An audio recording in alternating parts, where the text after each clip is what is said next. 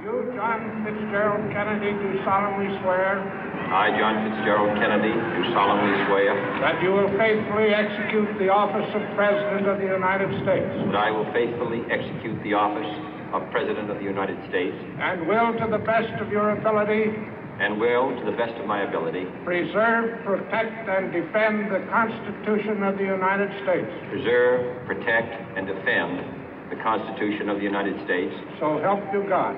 So help me God.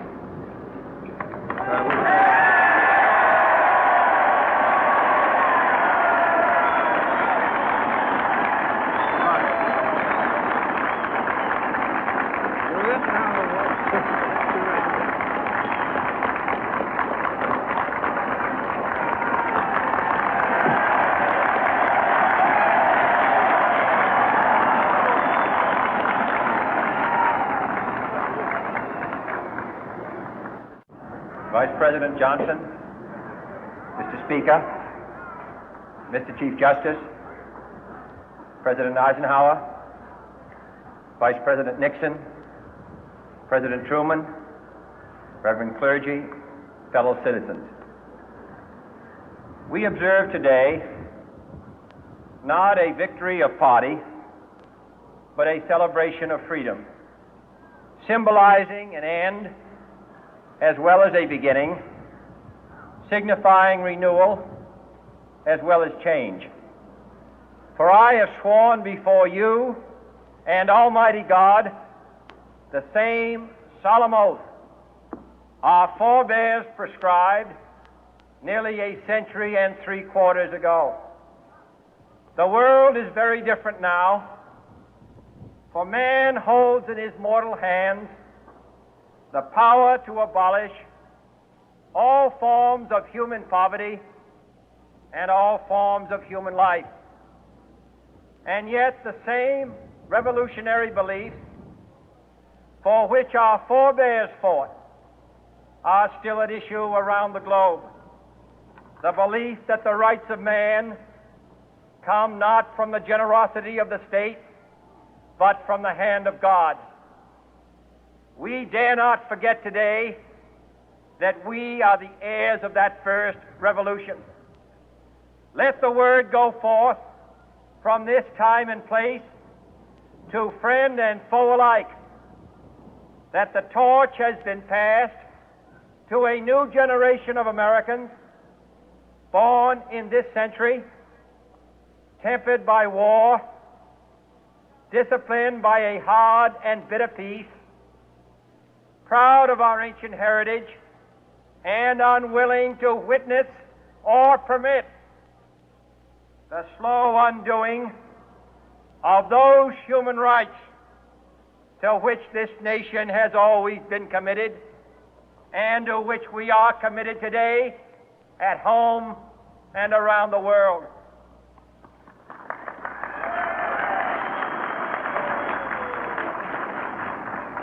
Let every nation know, whether it wishes us well or ill, that we shall pay any price, bear any burden, meet any hardship, support any friend, oppose any foe to assure the survival and the success of liberty.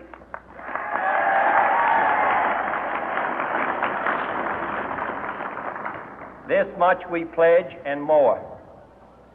To those old allies whose cultural and spiritual origins we share, we pledge the loyalty of faithful friends. United, there is little we cannot do in a host of cooperative ventures. Divided, there is little we can do, for we dare not meet a powerful challenge at odds and split asunder. To those new states whom we welcome to the ranks of the free, we pledge our word that one form of colonial control shall not have passed away, merely to be replaced by a far more iron tyranny. We shall not always expect to find them supporting our view, but we shall always hope to find them strongly supporting their own freedom, and to remember that in the past, those who foolishly sought power by riding the back of the tiger ended up inside.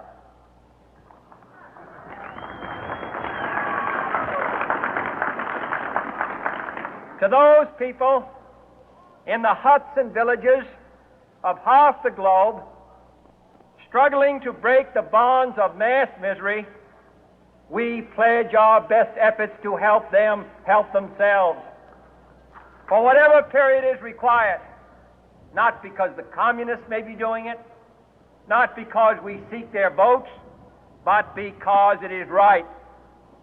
If a free society cannot help the many who are poor, it cannot save the few who are rich.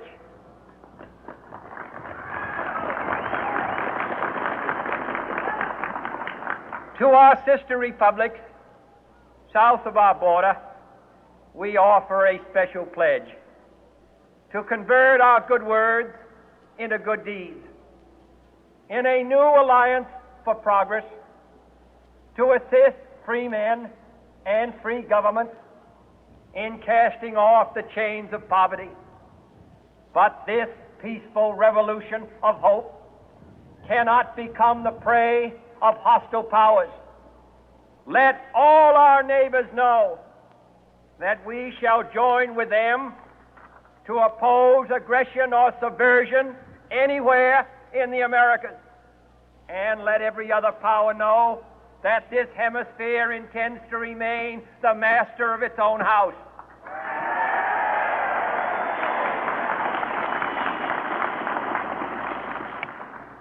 To that World Assembly of Sovereign States, the United Nations, our last best hope, in an age where the instruments of war have far outpaced the instruments of peace, we renew our pledge of support to prevent it from becoming merely a forum for invective, to strengthen its shield of the new and the weak, and to enlarge the area in which its writ may run. Finally, to those nations who would make themselves our adversary, we offer not a pledge, but a request that both sides begin anew the quest for peace. Before the dark powers of destruction, unleashed by science, engulf all humanity in planned or accidental self-destruction, we dare not tempt them with weakness, for only when our arms are sufficient beyond doubt can we be certain beyond doubt that they will never be employed.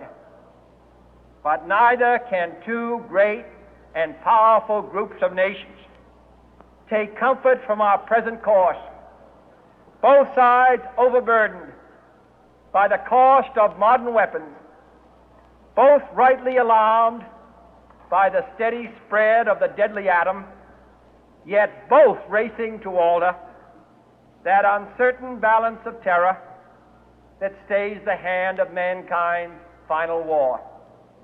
So let us begin anew, remembering on both sides that civility is not a sign of weakness, and sincerity is always subject to proof. Let us never negotiate out of fear, but let us never fear to negotiate.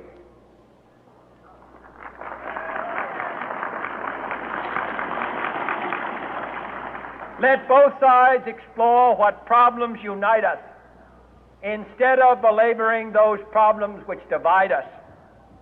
Let both sides, for the first time, formulate serious and precise proposals for the inspection and control of arms, and bring the absolute power to destroy other nations under the absolute control of all nations.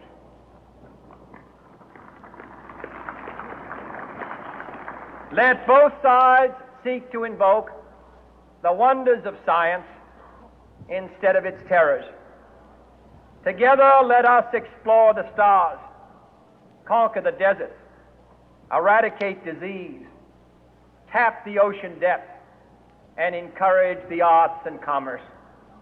Let both sides unite to heed in all corners of the earth the command of Isaiah to undo the heavy burden and let the oppressed go free.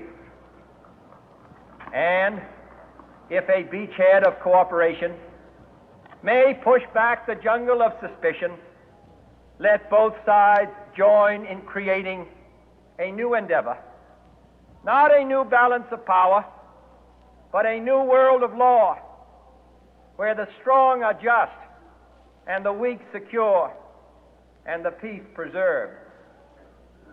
All this will not be finished in the first 100 days, nor will it be finished in the first 1,000 days, nor in the life of this administration, nor even perhaps in our lifetime on this planet. But let us begin.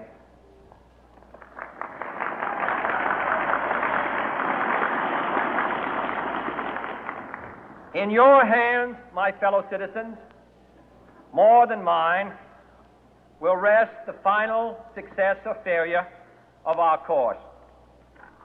Since this country was founded, each generation of Americans has been summoned to give testimony to its national loyalty. The graves of young Americans who answered the call to service surround the globe. Now the trumpet summons us again, not as a call to bear arms, though arms we need, not as a call to battle, though in battle we are, but a call to bear the burden of a long twilight struggle, year in and year out, rejoicing in hope, patient in tribulation, a struggle against the common enemies of man, tyranny, poverty, disease, and war itself. Can we forge against these enemies a grand and global alliance, north and south, east and west, that can assure a more fruitful life for all mankind? Will you join in that historic effort?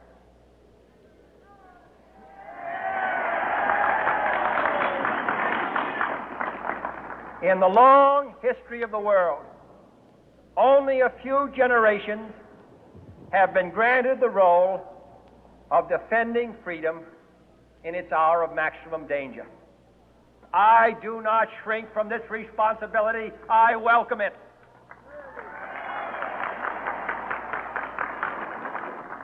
I do not believe that any of us would exchange places with any other people or any other generation. The energy, the faith, the devotion which we bring to this endeavor will light our country and all who serve it. And the glow from that fire can truly light the world. And so, my fellow Americans, ask not what your country can do for you. Ask what you can do for your country.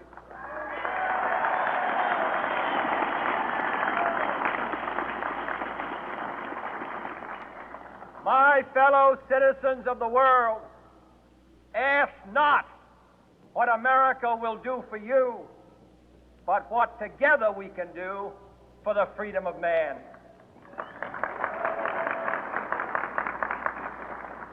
Finally, whether you are citizens of America or citizens of the world, ask of us here the same high standards of strength and sacrifice which we ask of you. With a good conscience, our only sure reward, with history the final judge of our deeds, let us go forth to lead the land we love, asking His blessing and His help, but knowing that here on earth God's work must truly be our own.